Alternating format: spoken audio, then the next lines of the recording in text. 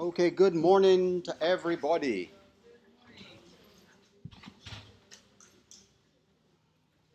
I'm waiting to see if I can get the mic, which makes it easier for the recording. So we are on the home stretch. And you know your exam is on the 10th of May. And exams begin in just short of 4 weeks. So it means that you need to start revising by next week. Is actually you've got to start revising because a lot of you will have your other courses. So we're going to wrap up the formal lectures today and tutorials. How I will do it, if you want you're going through anything, I'll still be available on campus in my office. So if there's anything, you're a group or you want to come individually, just send me a note. I'm generally in the office. If not, my research assistant would be there. So if I'm not there, just tell her, leave your name and number, tell you want to meet with me, and we can arrange that we can meet one-on-one, at any point leading into the exam. So that wouldn't be any problem. Right? But we're going to wrap up today, give you time to start focusing on your other subjects and revising. Because we have covered all the stuff. We started our review last week. I was able to post the lecture from last week. We're having some difficulties in getting them uploaded to e-learning. But the review lecture for last week is up. So we're going to look at the same past paper we had last week that is in e-learning, which gives you an idea of the type of questions you're going to get in the exam and the structure of your exam. Right? So you have 3 questions to choose from 6, which is a lot of choices. Now, I want to go through this IFE question again, and I give you a sample.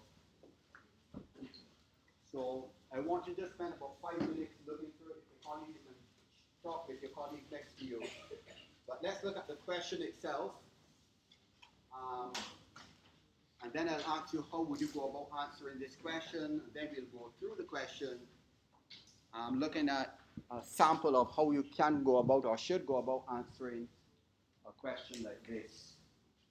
So spend the next 5 minutes looking at it and how you will approach it.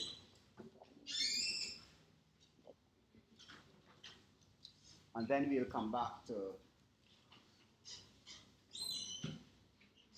answer it.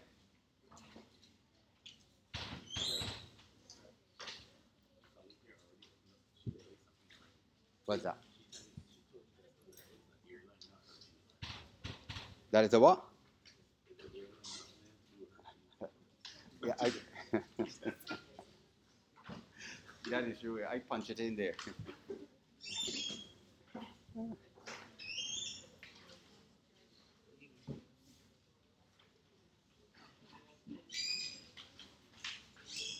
And she's correct. Yeah, they didn't have an IFE actually for this one, so I punched that one in there.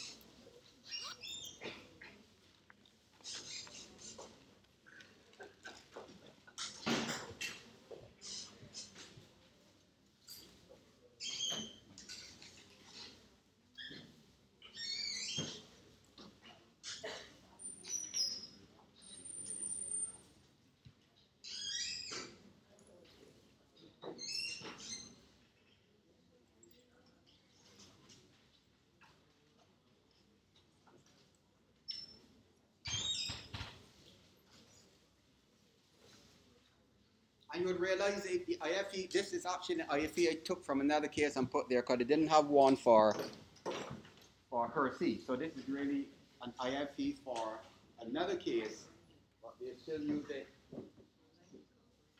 They still use it for purpose of analysis.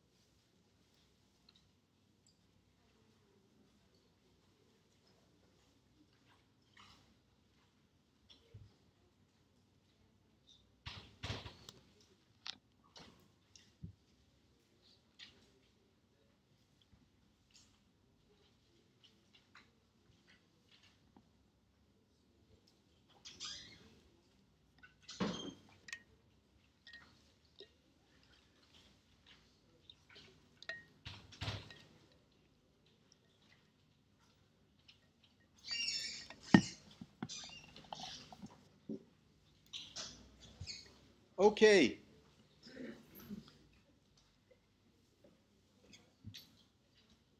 So we'll change this from Hershey to JetBlue.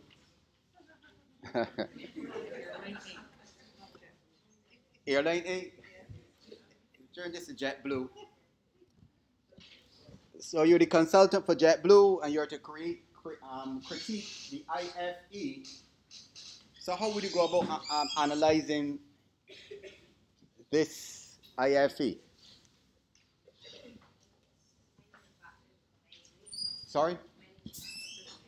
Right, so you look for the first part says critique the following IFE, and then it says based on the issues discussed in the critique, prepare a detailed report which proposes the most effective competitive strategies the company should pursue. Right? So you're saying based on this report, you're going to, but here, you're going to make a suggestion as to some strategies the company can go into based on what you have identified. So you're saying first you're going to identify the highest weights. So if we look at it, the highest weights come from, right, the highly ranked in terms of quality. Then two, it has the cost advantage to being a small carrier and maintains a low cost, maintains to be a low cost carrier. Right? What? You said the what? Oh yes, the experience, forgot the one, right. Experience management team with the one. So we can use the 1, 9, 8, and 7. So we use the experience management 5, then 4, 1, 1, 4, 1, sorry, 5, 4, 1, and 2. Who said what? 1 is the highest, followed by 4, followed by 1, and followed by 2. Those are the highest weights. So then we have the highest weights. Then for the weaknesses, we have then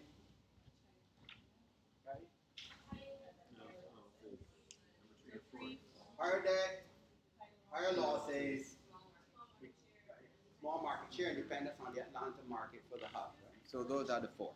Yes?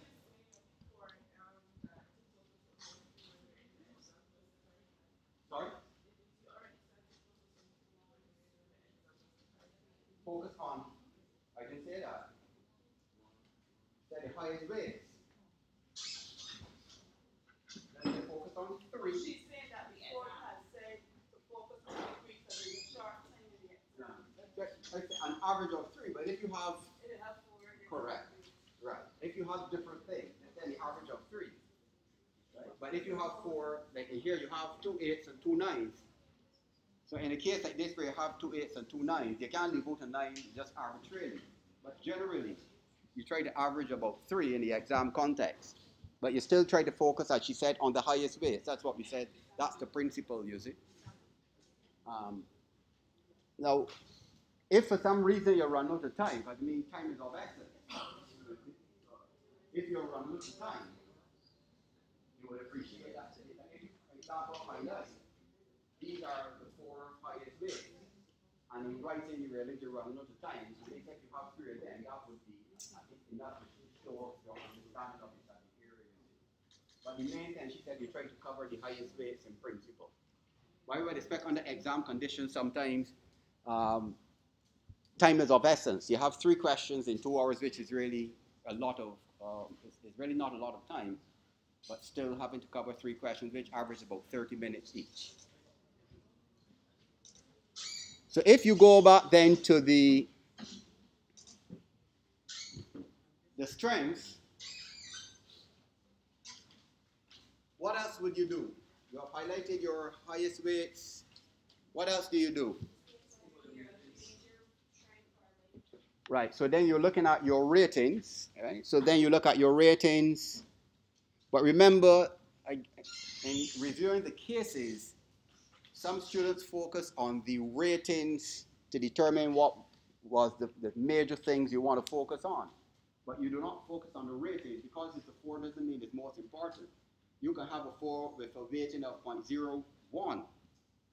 right? Or 0.02, which means it's not very significant. So it's the ratings, the weights first, and then you look to find out how is the company in terms of the rating. So we know this is an IFE which looks at internal factors. So once you're looking at internal factors, the ratings differ from, say, an external factor. So you need to be mindful of what a 4 means, 3, 2, and 1, and everybody should know that at this point. So when you have a 4, you know you have a major strength and a 3, a minor strength, and the 2, minor weakness, and a 1, a major weakness, right? So when we look here for this company, all you will need to do, the one with the highest weight, which is number 5, experience management team, so it suggests the company has a major strength. Means this is an asset, right? So if you had to speak to that and write about it, because you don't just say it's a major strength in terms of experience management team, you need to go on to explain what does this mean for the company, right? So what would you write about if you're trying to expand on this 4 with an experience management team being a major strength? What would allow an experience management team to give a company a major strength? Let's just go back to some of the things we discussed in the course dealing now. Because you talk, management would be classified as what? Where would you find management? In operations? No. Management? Secondary. Managers oversee operations. Remember, managers oversee operations, but human resources form part of the secondary value chain or support value chain. You see the human resources, research and development. Right? So what would allow management team to be, this experienced management team to become a major strength? What arguments did we make referring to human resources? Sorry? What about, instead of RBV, what about the RBV?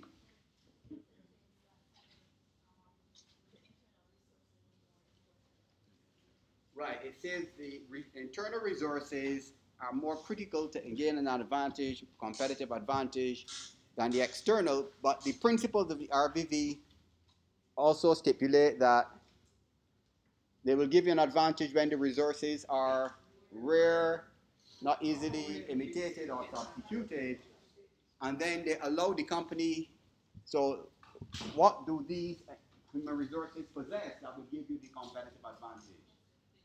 Tacit knowledge and distinctive competencies, correct. So you can say this experience management team is a major asset or major strength because you could argue they could possess or likely to possess distinctive competencies or tacit knowledge that will give them an edge over the competitors. And you can use the RBV to support that argument. Because if everybody else could copy it, you're really not going to get any kind of distinctive or competitive advantage.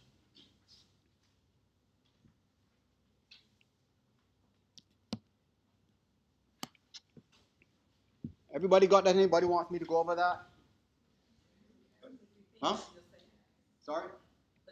Before you tell what you understand, before I repeat. What is it you don't understand?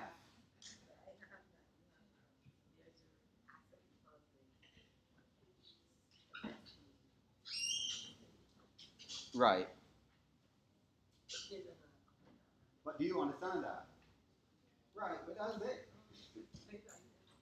No, so I said, folks, remember what we said in the first set of weeks is that all of that stuff we did in what weeks 1, 2, 3, and 4 are going to be critical to your interpretation of these matrices. So if you don't have a good understanding of the RBV and tacit knowledge and distinctive competencies and competitive advantage, you're really going back to weeks 2, 3, and 4. But it makes sense to also need to talk about the training and assume that they have something That's why I say, there's no answer. I don't have an answer down. So if that is your angle, of course, and but going too deep, that you're supporting your argument. You understand? So you're supporting your argument that it seems likely the company would have invested in training its managers, which is all part of the support aspect in developing human resources. That's the whole principle of the RDV. That the internal resources can be utilized to give you a competitive advantage. So even with tacit knowledge, the thing about tacit knowledge too, it goes beyond training, but training is a fundamental platform, but tacit knowledge goes beyond that to the experience and developing a culture, mentoring and coaching. So you can feel free if you want to go in that direction. That's really what we want you to be able to do. Yes. Yeah.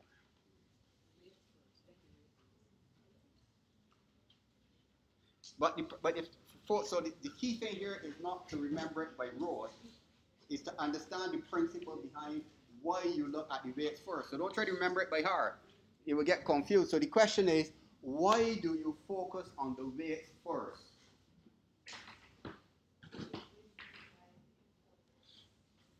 Correct. Because you want to determine which of these strengths and weaknesses are most important. That's the principle. And the only thing in the matrix that helps you to determine importance would be the weights. Because the weights is like a ranking then, which seems to be number 1, 2, 3, 4. And that's what the weights would do. Establish why these things are important. You see? And then we do a similar thing. So you remember, so if you see the linkages for, so as you said, these are the things I'm going to be looking for. So there's no one answer. Different students might put in different things to support their arguments, you see. So if you look now at number 2, let's look at number 2, right? When you look at number 2, has a 3 which is a minus strength. So when you look at number 2, what linkages are coming here for number 2? What are the linkages for number 2?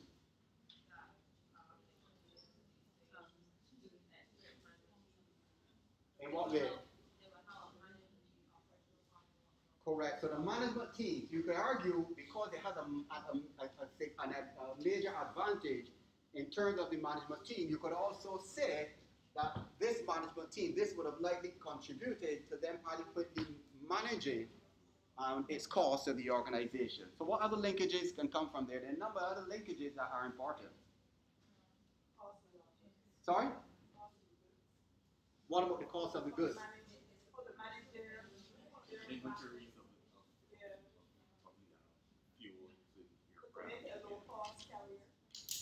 But it maintains to be a low-cost carrier. Right, but that's the reason why it's a low cost. Sorry? Yes. You're all correct, but there's something, there's a stronger point. I say a low-cost carrier. No, in terms of strategy. Sorry? Cost leadership. It seems that the company might be following a cost leadership strategy. So if it is a cost leadership strategy, it means it's going to focus on low cost. So it maintains a low cost carrier.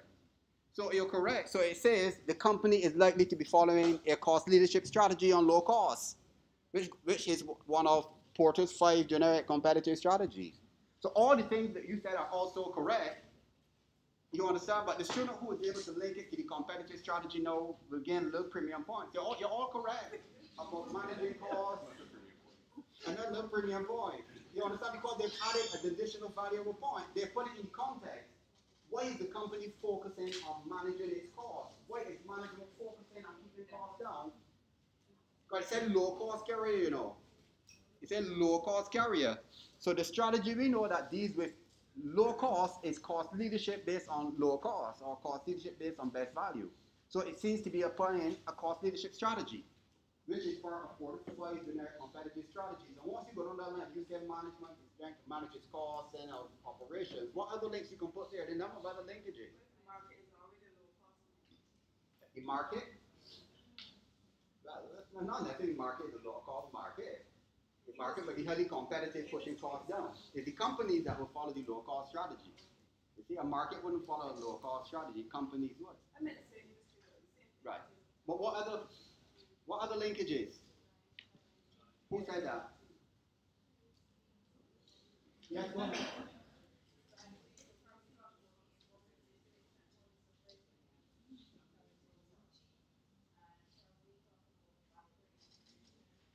No, she's correct in talking about value chain and managing the value chain. No, remember this is an airline. Right. So are the supplies likely to be cheap?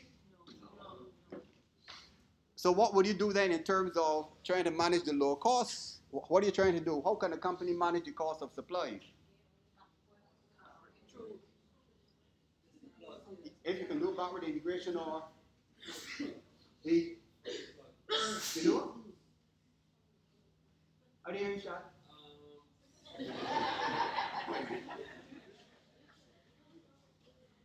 Right. So since you know a supply, is an airline likely to be able to save a lot of control having that supply? No. So where can they, when you think about low cost airlines, how can they save money then with the low cost strategy? Sorry? Correct. So when you get it, they just give you peanuts and water, or peanuts and you're correct. So you try, instead of doing like other airlines, they give you all of this food, you barely get the bare bones. They may give you a little soft drink, or they may give you water and peanuts. So that's going to save you a lot of money. And then what they may do then in terms of baggage, one bag, or if you ain't got the big baggage handling, you try to cut costs on baggage handling, or you put a fee. You understand? Yeah. You try to reduce your costs and put fees for people if you want to bring all your bags. Yes. But even though they maintain to be a low cost carrier, as before, they're telling wine goes off for quality in maybe AQR. Right. Which means that they're probably trying to cut costs, but still maintain that level of Equality. Right. And which is the point that he forgot your name, huh? What Musa is saying, in other words, that what I do, the critical areas of fuel and the maintenance of the airplane, cleaning of the airplane, I can have ready up there. But when it comes to like the baggage handling, you got to bear the cost of the baggage. Or in terms of food, we're not giving you any food. Right? Or what some, instead of having a lot of the air hostesses or attendants, you try to keep it to a bare minimum in terms of your wage costs. So you can still maintain quality, but you might work the staff a little harder, right? But essential, so that's a very good point you established too. So it's that balance that you're trying to achieve.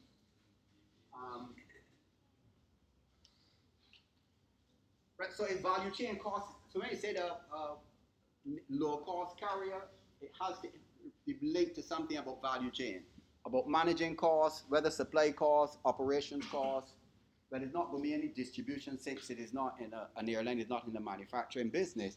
But if this was a manufacturing business, right? If this was a manufacturing business, or say a car company or a motorcycle company, if it was a motorcycle company, right? Suppose this was a motorcycle company, say like a Harley Davidson or one of those. Right? What would happen in terms of managing costs in a motorcycle company like a Harley Davidson? What would happen? Raw materials in making, so the materials could be what in making a motorcycle? Wheels, tires, lights, brakes, right? The steel to make the frames, seats, all right, yeah. So there are a whole set of things that different parts coming from maybe different suppliers.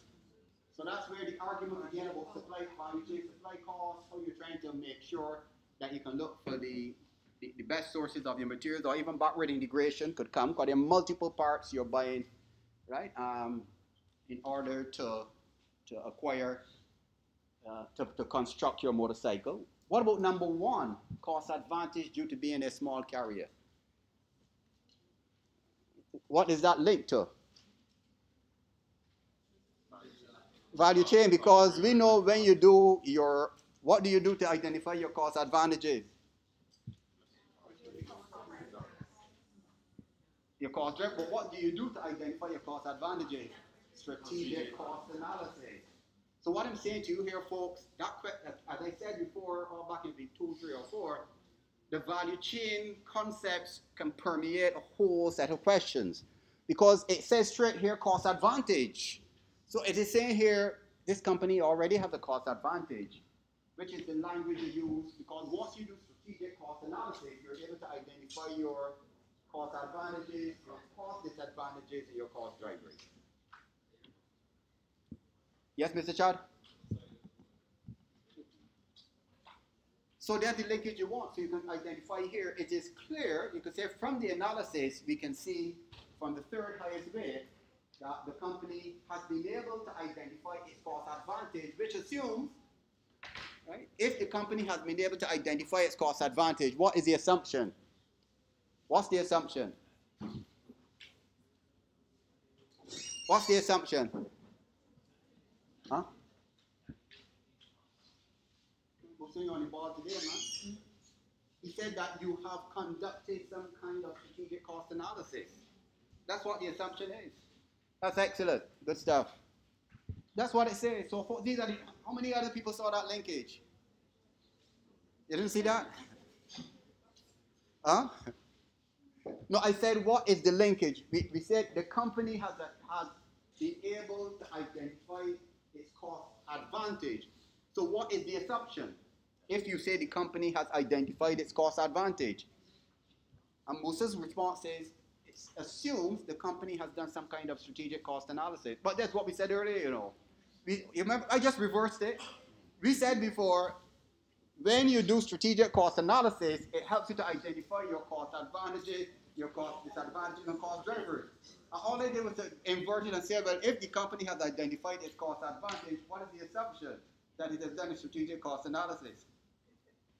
You understand?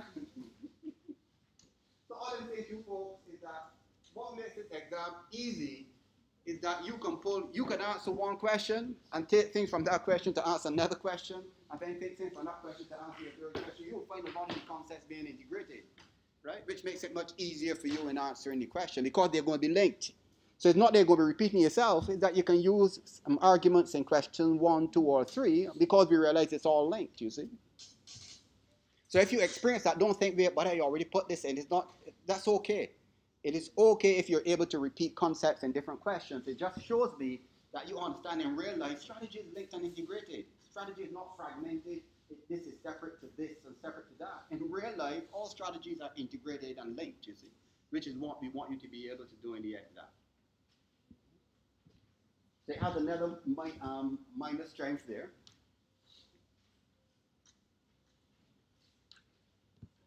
Right, and we dealt with the quality issue. So there's one big assumption again about the quality. If it says it has been highly ranked for quality, a major advantage, a major strength, sorry, what does it say? What is that telling us? That it has achieved this high quality ranking. Sorry?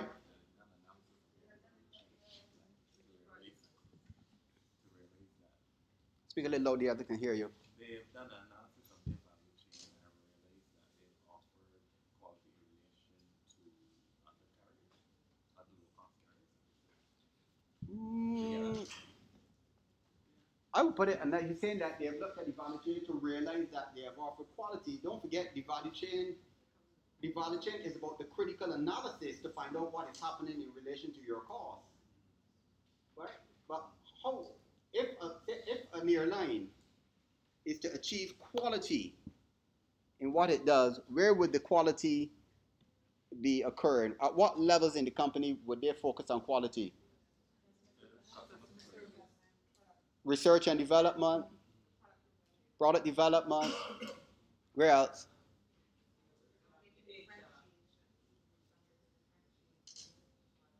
Right. So what else there in terms of quality?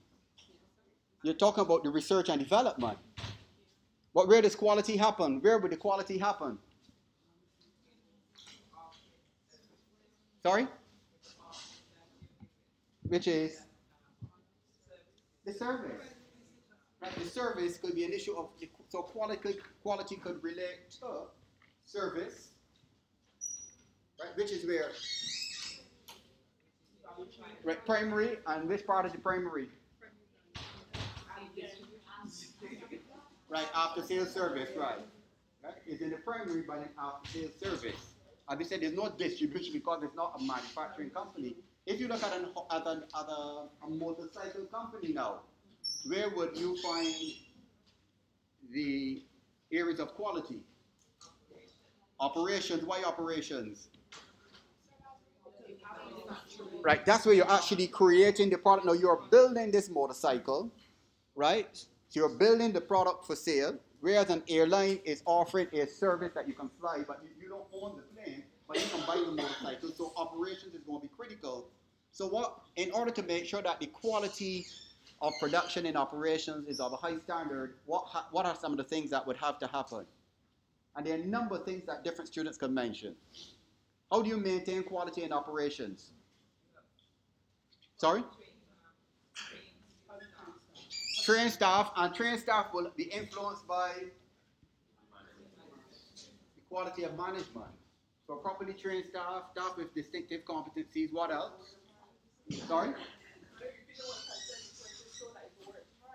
Right. Or smarter. What else? Of course, the supplies, he said, because why are supplies critical to quality? Because if you get poor quality supplies, your manufacturer will also produce a poor quality product. So it means that the inbound logistics, you must be able to buy materials of high quality at a reasonable cost.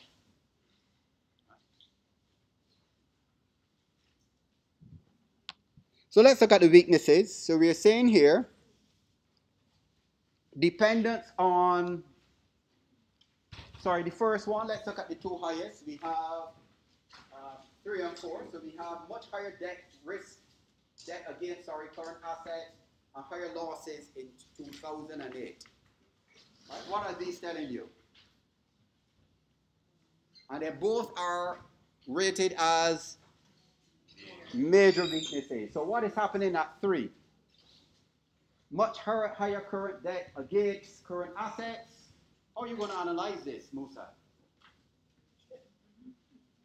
Much higher current debt against current assets. So folks, remember folks, we give you all the tools, so what is hitting you now straight in your face?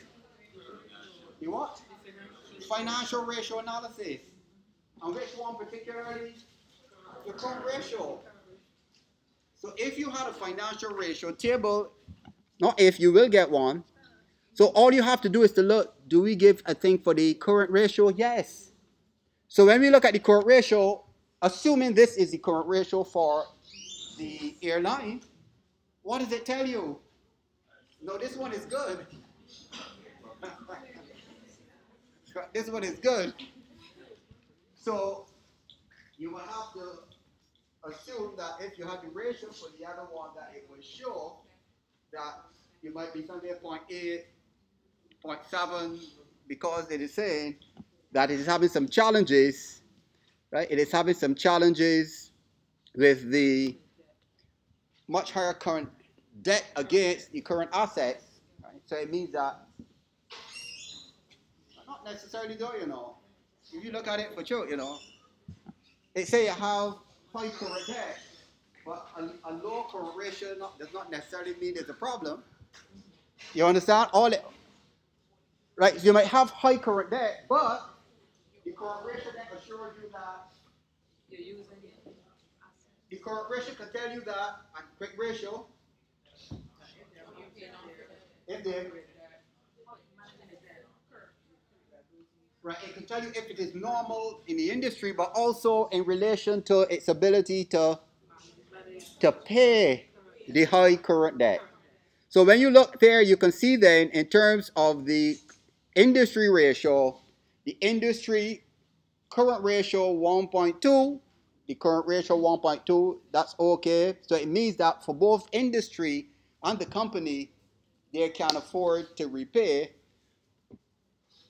But the company seems to be performing better than the industry, which is a positive. So these are the kind of things we would want you to bring out. When it comes to the quick ratio, assuming this is the current and quick ratio for the airline, what does it tell you when you look at these ratios now? What does it tell you? So what does it mean?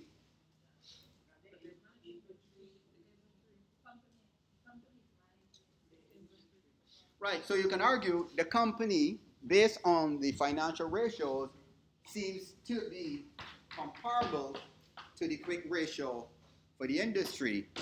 And well, for the airline, it wouldn't be a big factor. But the fact that it's 0.8, generally once you fall below 1, you can assume that generally, according to the standard, it suggests there may be a problem. But the fact for the industry being 0.8 suggests that for, in Musa's point, it suggests that for this industry, they seem to carry relatively low quick ratio. But the good thing is the company is comparable to the industry, which means that for the average airline, this company's ability to cover its short-term obligations will be comparable to the industry. And that's the main thing you want to make the comparison.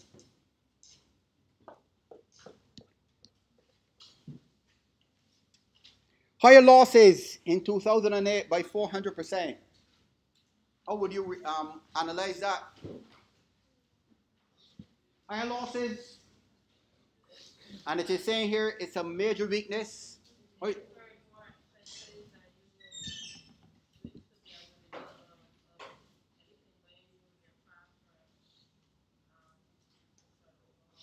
Excellent. Yeah. And that's one idea you could take. So she's saying basically it could be that the company had incurred significant expenses which could result from purchasing new airlines to upgrade the fleet. That's excellent. What other angle you could have taken?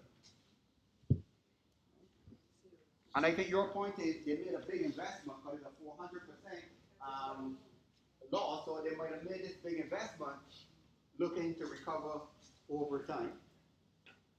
What else could you say about the higher losses? Could be external forces related to economy, fuel prices increasing unexpectedly, right? That could be it too. Or poor management of its costs. But then it could not be that because you're saying here they have a correct. You're thinking correct. So no. So the principle there is that's excellent. That in looking at strengths and weaknesses, you don't look at them in isolation. That as you look at your strengths, you also compare to your weaknesses, and as you look at your weaknesses, you also have to refer back to the strengths to make sure you're not bringing contradictory arguments. But that's good to me, y'all thinking.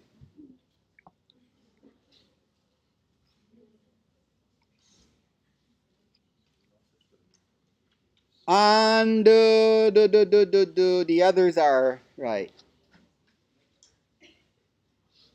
Small market share compared to other airlines. Small market share compared to other airlines. You're very silent this morning. Small market share compared to other airlines.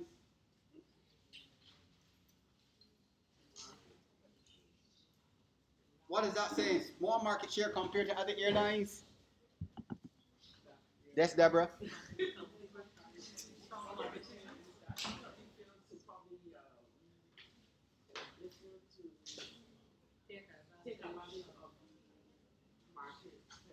Right. Take advantage of opportunities in the market of penetrate. Right? So in other words, she is saying the company might need to implement more market penetration strategies. Excellent, Deborah. Right? That's what it is saying. So, but it's saying there are market opportunities, small market share. So it means that you can have further expansions from market penetration.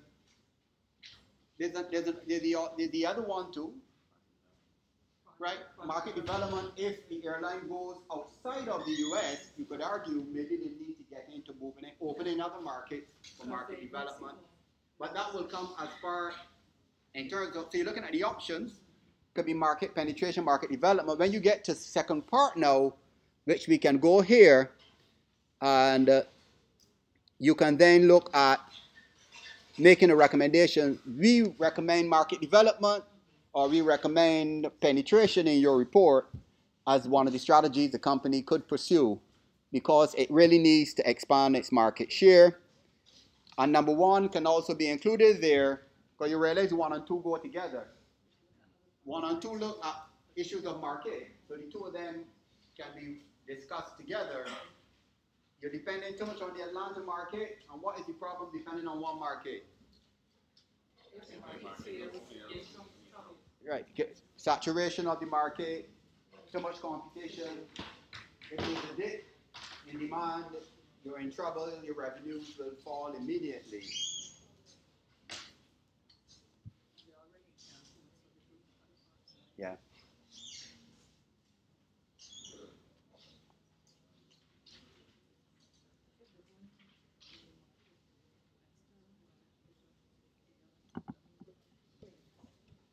So in recommendations, it said based on the critique, a report. So what would you recommend? What kind of strategies could you recommend based on what we looked at the strengths and based on what we looked at the weaknesses? Recommendations? What recommendations could you make? Sorry? Market penetration. Market penetration. Why? Because small market is only dealing with the market at all, so we don't want to expand our market. He said it's very good at. Right. No, he said within America. He said within America. Yeah. What else? So China is proposing market penetration, that they need to expand their market base within America. Yes. Market development, which means, or product development. In which area of product development? Right, yeah. So you want them to further enhance their service to give more premium as a means of attracting people to come to you as opposed to others. Right, that's okay. What else? What other recommendations you can come with? What other recommendations?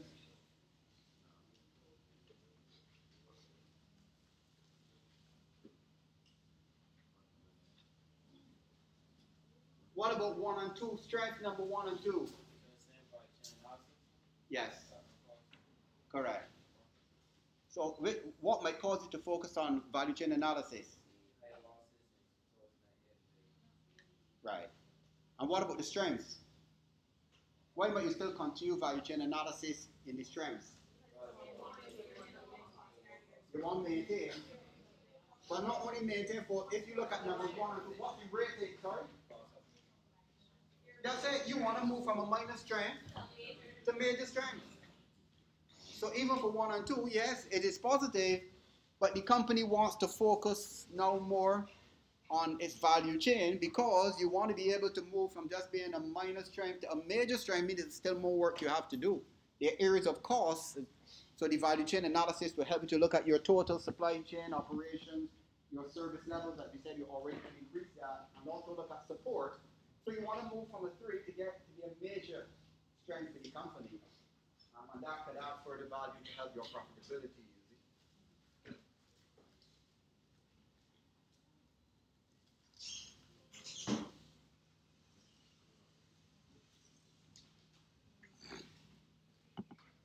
Anything else they can do?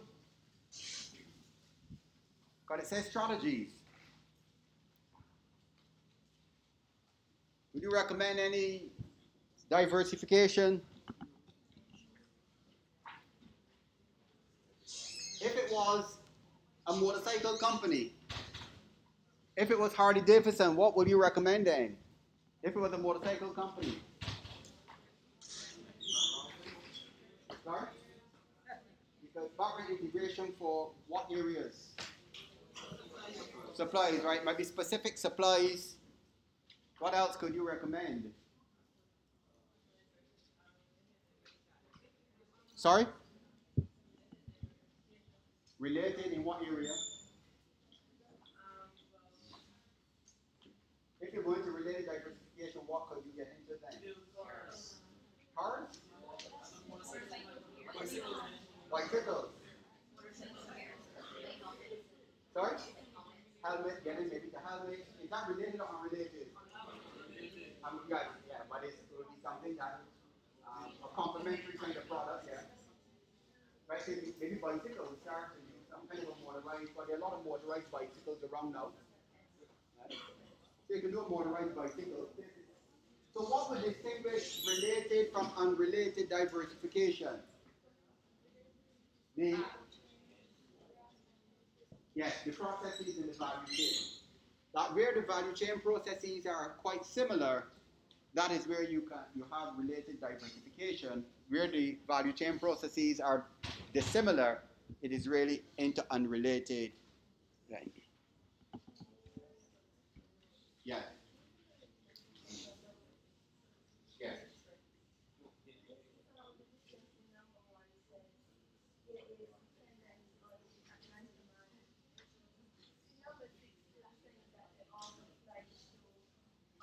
Which one? Oh, here. Right.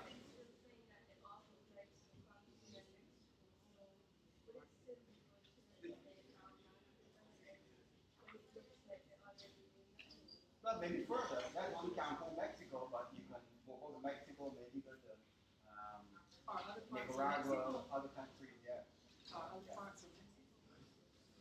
And that's an important point. So, folks, even though we told you as a guide, because the main reason why I told you to focus on the major weights is time constraint. Because it's impossible for a student to analyze 7 strengths and 7 weaknesses in one exam and give recommendation on all 7. So it's just as a recommendation. You can analyze all. What I'm saying, which is, I'm glad you mentioned that. But if you find there's anything outside the major weights that you have the time to go into analyzing that can add value to their argument, feel free to do it. So is there any other thing on here you might focus on, even though it's not on the highest weight? Anybody can say anything here you could focus on other than just the highest weights if you have time? Yes, Chad.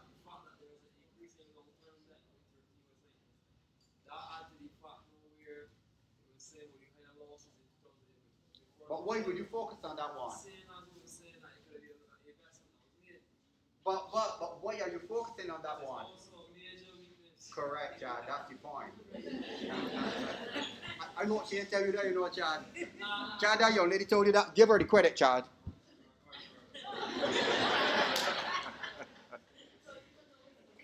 So he and she are correct.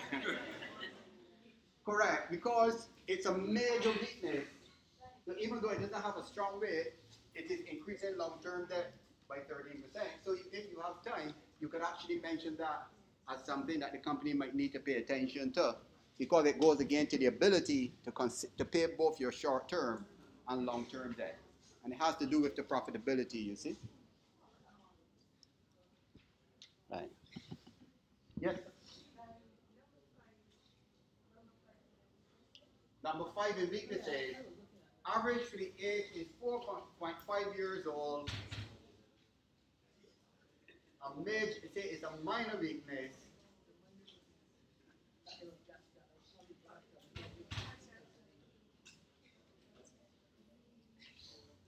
The question is whether, when you look at 5, average for the age is 4.5 years, whether that could be linked to product development, right? Let me ask you, can that be linked to product development?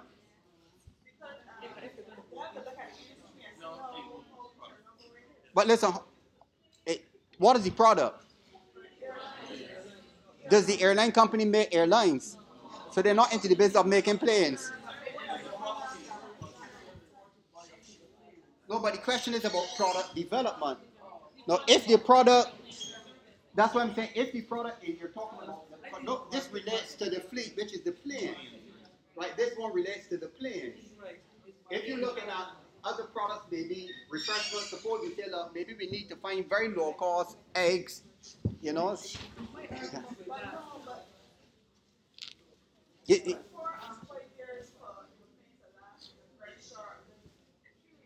Yeah, but the bigger issue here is if you're talking about a fleet, the airline is not into the business of making planes. They're into the business of transporting people. So when it comes to product development for the fleet, that's outside the scope for the company, you see? Yeah. Oh, you're going into something different. Right, okay. Because if you're incurring this debt every 4 or 5 years, that's something you're going to have to look into. Yeah. Because the long-term debt is not implemented. I think that's a narrow. I think it's 45 years because seriously, because you got planes that are 30 years old and 35 years old, yeah. Yeah, you got a lot of planes that are 25 and 30 years. So I think this might be more 45 instead of 4.5. Yeah. It's a mistake. I think it's 45. Yeah, planes got planes 30 years old and 25 years old. I think the Concorde was about 30 something years, 30 40 years old also before they came out. But how old, how old, no, we talking about the age of planes. Yeah. But 4 years? 4 years too young for change a plane, man.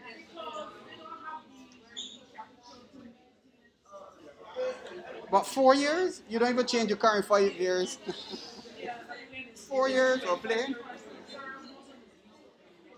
Yeah. But it is, yeah. But 4 is a bit too thick. That's a new plane still. Yeah, that's still a new plane. 4 years?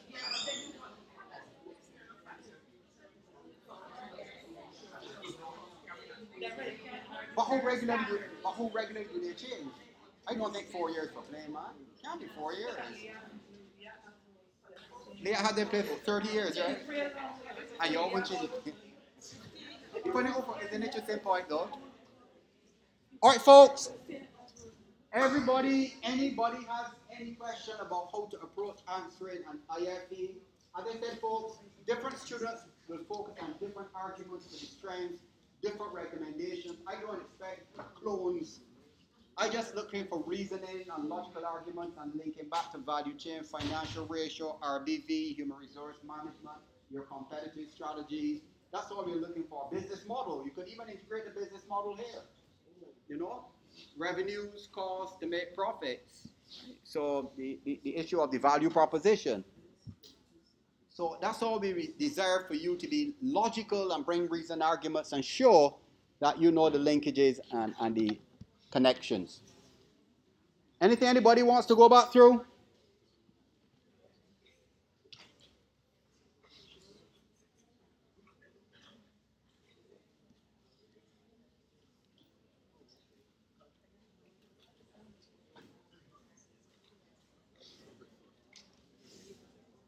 What I want to do,